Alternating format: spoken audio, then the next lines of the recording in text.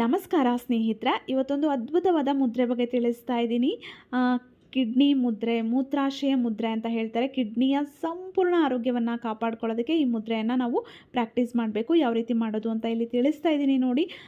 ನಿಮ್ಮ ಉಂಗುರದ ಬೆರಳು ಮತ್ತು ಕಿರು ಬೆರಳನ್ನು ಹೆಬ್ಬೆರಳಿನ ಬುಡಕ್ಕೆ ಇಡಬೇಕು. ಹೆಬ್ಬೆರಳನ್ನು ಎರಡೂ ಬೆರಳನ್ನು ಮೇಲ್ಭಾಗದಲ್ಲಿ ಇಡಬೇಕು.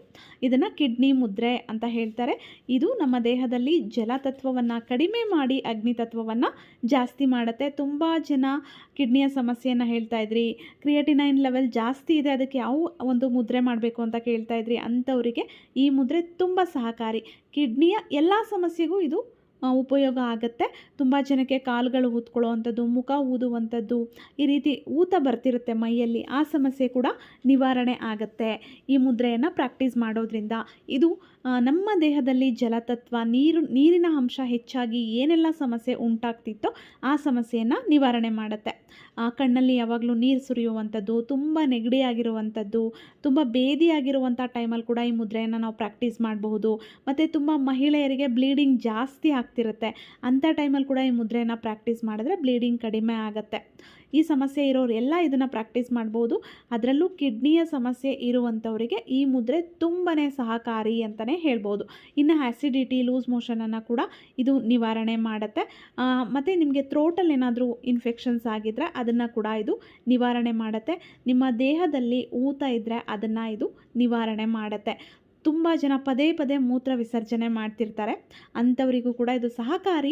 ಎಷ್ಟೊತ್ತು ಮಾಡಬೇಕಪ್ಪ ಈ ಮುದ್ರೆಯನ್ನು ಅಂತಂದರೆ 45 ನಿಮಿಷ ಮಾಡಿ. ಸಮಸ್ಯೆ ಇರುವಂಥವರು 45 ನಿಮಿಷ ಈ ಮುದ್ರೆಯನ್ನು ಪ್ರಾಕ್ಟೀಸ್ ಮಾಡಿ. ಒಂದೇ ಸಲ 45 ನಿಮಿಷ ಕೂತ್ಕೊಂಡು ಮಾಡೋದಕ್ಕಾಗಲ್ಲ ಅಲ್ವಾ, ಅದಕ್ಕೆ ಬೆಳಗ್ಗೆ 15 ನಿಮಿಷ, ಮಧ್ಯಾಹ್ನ 15 ನಿಮಿಷ, ಸಂಜೆ 15 ನಿಮಿಷ ನೀವು ಮಾಡಬಹುದು.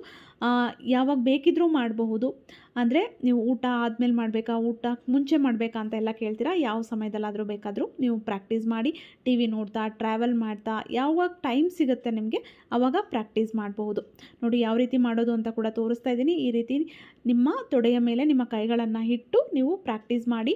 ಆದರೆ ಯಾವುದೇ ಕಾರಣಕ್ಕೂ ಯಾವುದೇ ಮುದ್ರೆಯನ್ನು ಮಾಡಬೇಕಾದ್ರೆ ನಿಮ್ಮ ಕೈಗಳು ನಿಮ್ಮ ಮಂಡಿಯಿಂದ ಮುಂದಕ್ಕೆ ಹೋಗಬಾರ್ದು, ನಿಮ್ಮ ಮಂಡಿಯಿಂದ ಹಿಂದಕ್ಕೇ ಇರಬೇಕು. ಅದಕ್ಕೆ ತೊಡೆಗಳ ಮೇಲೆ ಇಟ್ಕೊಂಡು ಪ್ರಾಕ್ಟೀಸ್ ಮಾಡಿ. ಇಲ್ಲ ಅಂದರೆ ನಿಮಗೇನು ಆ ಎನರ್ಜಿ ಸಿಗ್ತಾ ಇರುತ್ತೆ ಅದೆಲ್ಲ ಹೋಗಿಬಿಡುತ್ತೆ. ಕಂಪ್ಲೀಟ್ ನಿಮಗೆ ಆ ಮುದ್ರೆಯಿಂದ ಲಾಭ ಸಿಗಬೇಕಂದ್ರೆ ನಿಮ್ಮ ಕೈಗಳು ನಿಮ್ಮ ತೊಡೆಯ ಭಾಗದಲ್ಲೇ ಇರಲಿ. ತುಂಬ ಜನ ಹೇಳ್ತಿರ್ತಾರೆ ಕ್ರಿಯೇಟಿನೈನ್ ಲೆವೆಲ್ ಜಾಸ್ತಿ ಇದೆ, ಯಾವ ಮುದ್ರೆ ಮಾಡಬೇಕು ಅಂತ ಕೂಡ ಕೇಳ್ತಿದ್ರು ನನ್ನನ್ನು. ಅವರೆಲ್ಲರೂ ಈ ಮುದ್ರೆಯನ್ನು ಪ್ರಾಕ್ಟೀಸ್ ಮಾಡಿ, ತುಂಬಾ ಪ್ರಯೋಜನ ಸಿಗುತ್ತೆ. ಏನೆಲ್ಲ ಸಮಸ್ಯೆ ನಿವಾರಣೆ ಆಗುತ್ತೆ ಅಂತ ಹೇಳಿದ್ದೀನೋ ಆ ಸಮಸ್ಯೆ ಇರೋರು ಪ್ರಾಕ್ಟೀಸ್ ಮಾಡಿ. ಸಮಸ್ಯೆ ನಿವಾರಣೆ ಆಗಿದ ನಂತರ ಮುದ್ರೆಯನ್ನು ಮಾಡೋ ಅವಶ್ಯಕತೆ ಇರೋದಿಲ್ಲ. ವಿಡಿಯೋ ಇಷ್ಟ ಆಗಿದರೆ ದಯವಿಟ್ಟು ಲೈಕ್ ಮಾಡಿ, ಶೇರ್ ಮಾಡಿ, ಅನಿಸಿಕೆ ಅಭಿಪ್ರಾಯವನ್ನು ಕಮೆಂಟ್ ಮಾಡಿ ತಿಳಿಸಿ.